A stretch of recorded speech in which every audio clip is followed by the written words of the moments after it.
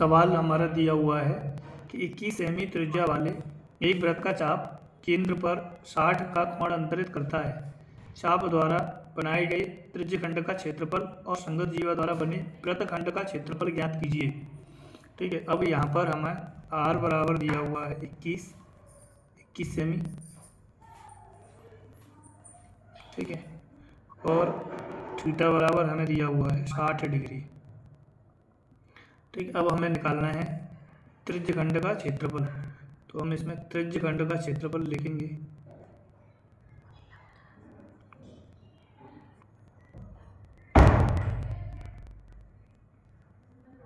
त्रिज्यखंड का क्षेत्रफल का फॉर्मूला होता है थीटा बट्टे 360 पाई r स्क्वायर।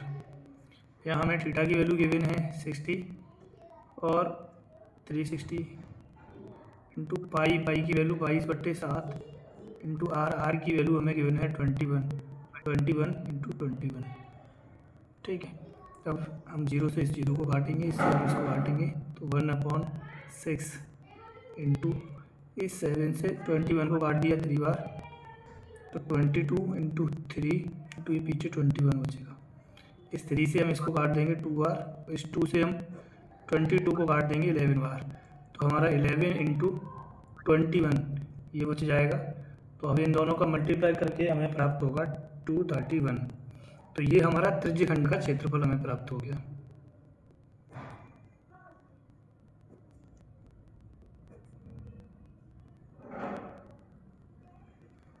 अब हमें इसी में नेक्स्ट क्वेश्चन वृत्तखंड का क्षेत्रफल और ज्ञात करना है। तो वृत्तखंड का क्षेत्रफल ज्ञात करने के लिए इसका हम फॉर्मूला जानते हैं। वृत्तखंड का क्षेत्रफल फॉर्मूला होता है थीटा बट्टे 360 पाई r square minus 1/2 r square sine theta. ये आपका वृत्तखंड का क्षेत्रफल का फॉर्मूला होता है। अब हम थीटा की वैल्यू, जैसे कि हमें पता है थीटा की वैल्यू 60 गिवन है, 4/360 पाई की value 22/7 into r square 21 into 21 minus 1/2 r की वैल्यू 21 इंटू 21 इंटू यहाँ साइन थीटा की वैल्यू हमको गिवन है। साइन थीटा की वैल्यू हमें थीटा की वैल्यू 60 लगानी है तो यहाँ पर हम लगा देंगे साइन 60। ठीक है, अभी इन सबको हम सॉल्व करके ऊपर ही हमने 231 लगाया तो इस पूरे की जगह पर हम 231 लगा देंगे। 231 माइनस 1/2 यहाँ इन दोनों का मल्टीप्लाई करेंगे 21 इंटू 21 तो 441 आ जाएगा इंटू साइन 60 की वैल्यू हम जानते हैं √3/2 होती है। ठीक है, अब आगे हम पढ़ेंगे तो 231 माइनस 441 √3/2 इंटू 2 यहाँ हमारा 4 हो जाएगा। अब इसी में हम 231 माइनस 441 यहाँ √3 की वैल्यू हम जानते हैं √3 बराबर होता है 1.732। तो ये √3 की वैल्यू होती है, आप सभी याद रखेंगे इसको। तो यहाँ पर हम √3 की वैल्यू 1.732 ये पुट कर देंगे और नीचे हमारा 4। अब इसका 231 माइनस, अब इसमें 4 से डिवाइड लेके मल्टीप्लाई करेंगे तो आपका आएगा 190.95 और जब आप इसमें से इसको माइनस कर देंगे तो हमारा आएगा 40.05। तो ये हमारा वृत्तखंड का क्षेत्रफल हमें प्राप्त होगा। तो वृत्तखंड का क्षेत्रफल आपको ज्ञात करना हो तो हमें ये फॉर्मूला अच्छे से याद कर लेना है कि वृत्तखंड का क्षेत्रफल का फॉर्मूला हम जानते हैं कि थीटा बट्टे 360 पाई r square minus 1/2 r square sine theta. इस फॉर्मूले की सहायता से हम वृत्तखंड का क्षेत्रफल बहुत आसानी से निकाल सकते हैं। तो ये फॉर्मूला आपको अच्छे से याद कर लेना है। उम्मीद करता हूँ कि ये दोनों प्रश्न आपको अच्छे से समझ में आए होंगे। अब अगला क्वेश्चन है 10 सेमी की त्रिज्या वाले एक वृत्त की जीवा AB के वृत्त के केंद्र पर समकोण बनाती है। दीर्घ वृत्तखंड और लघु वृत्तखंड के क्षेत्रफल ज्ञात कीजिए। ये हमें क्वेश्चन सॉल्व करना है। तो यहाँ पर हमें r की वैल्यू दे रखी है 10। ठीक है, और थीटा की वैल्यू हमको दे रखी है इसमें समकोण। तो यहाँ थीटा जो है वो समकोण दे रखा है, तो समकोण को हम जानते हैं थीटा जो है वो 90 डिग्री का होता है। ठीक है, अब दीर्घ वृत्तखंड और लघु वृत्तखंड, तो यहाँ वृत्तखंड का क्षेत्रफल का फॉर्मूला जानते हैं, तो फॉर्मूले को रखेंगे। वृत्तखंड का क्षेत्रफल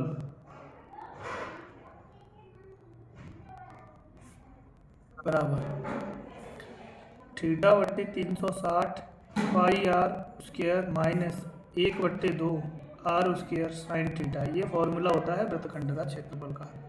तो यहाँ थीटा की वैल्यू हमें गिवन है 90/360 इंटू पाई की वैल्यू 22/7 इंटू आर की वैल्यू दे रखी है 10 into 10 minus 1/2 10 into 10 into sine theta. Sine यहाँ पर हम साइन थीटा की वैल्यू साइन 90 लगा देंगे। ठीक है, अब हम आगे बढ़ते हैं।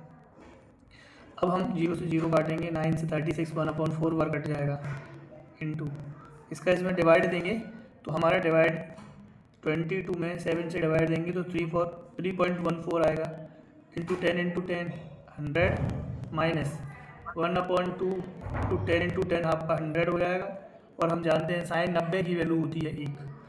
तो अब इसी को हम आगे बढ़ाएंगे तो 1/4 इंटू, अब आप यहाँ 100 से मल्टीप्लाई करेंगे 3.14 में तो ये 2 0 से पॉइंट हट जाएंगे। तो यहाँ से हमारा 314 माइनस, इससे इसको हम अगर डिवाइड देंगे तो ये 50 आ जाएगा। तो इधर हमारा 50 प्राप्त होगा। ठीक है, अब हम आगे इसमें 4 से डिवाइड देंगे तो 4 7 जा 28, तो यहाँ पहले 7 बार जाएगा, फिर हमारा 3 बचेगा, 4 8 जा 32, फिर 2 बचेगा, फिर हमारा 4 5 जा 20। तो यानी हम 4 से इसमें डिवाइड देंगे तो 78.5 आएगा माइनस 50। ठीक, अब इसमें से हम माइनस करेंगे तो हमें 28.5 ये प्राप्त होगा। ठीक है, अब हम आगे, ये तो हमारा है वृत्तखंड का क्षेत्रफल, यानी वृत्तखंड का मतलब ये हमारा लघु वृत्तखंड का क्षेत्रफल आया। ठीक है, अब अगर हमें दीर्घ वृत्तखंड का क्षेत्रफल ज्ञात करना है, दीर्घ वृत्तखंड के क्षेत्रफल के लिए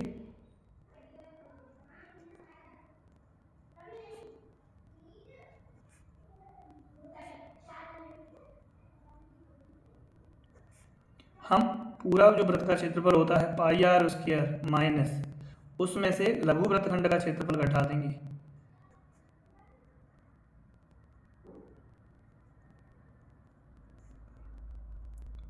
तो एक बार समझ लेते हैं, जैसे मैं अगर आपको इस चित्र के माध्यम से इस प्रश्न को समझाऊं तो जैसे ये आपका है वृत्त और यहाँ पर हमारा ये कोण जो अंतरित करता है वो समकोण यानी 90 डिग्री का कोण अंतरित करता है, और ये इसकी जो त्रिज्या दे रखी है वो 10 दे रखी है।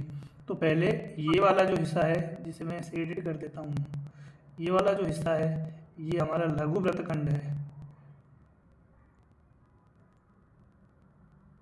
और ये ऊपर वाला बच जाता है, ये वाला जो हिस्सा है वो दीर्घ वृत्तखंड है।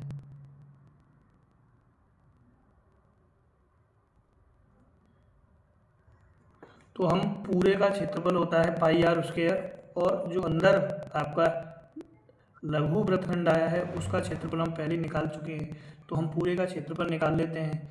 पाई आर स्क्वायर, पाई की वैल्यू 22/7 इंटू आर की वैल्यू हमें दी हुई है 10 इंटू 10 माइनस, हम लघु वृत्तखंड का क्षेत्रफल निकाल चुके हैं तो 28.5 इसकी जगह पे हम रख देंगे। अब हम आगे बढ़ते हैं, इसकी वैल्यू इसका इसमें डिवाइड देखिए 3.14 प्राप्त होती है इंटू आपका 100 माइनस 28.5। अब आप इसमें मल्टीप्लाई करेंगे तो 314 आ जाएगा, क्योंकि 2 0 से पॉइंट हट जाएगा तो 314 माइनस 28.5। अब आप 314 में से 28.5 को माइनस कर लेंगे तो आप यहाँ 10 में से 5 जाएंगे तो यहाँ 5 बचेंगे, यहाँ 13 में से 8 जाएंगे तो हमारा 5, और यहाँ बचेगा 30 में से अगर हमारे 2 जाएंगे तो यहाँ पर हमारा 28। ठीक है, तो यहाँ हमारा 285.5 ये दीर्घ वृत्तखंड का क्षेत्रफल प्राप्त होगा। तो आई होप, मुझे उम्मीद है कि आपको ये प्रश्न अच्छे से समझ में आया होगा। आप इसको अच्छे से समझ लें, और कोई दिक्कत आती है तो आप मुझे कमेंट बॉक्स में लिखें, तो मैं इसको दोबारा से आपको समझाने के लिए प्रयास करूँगा।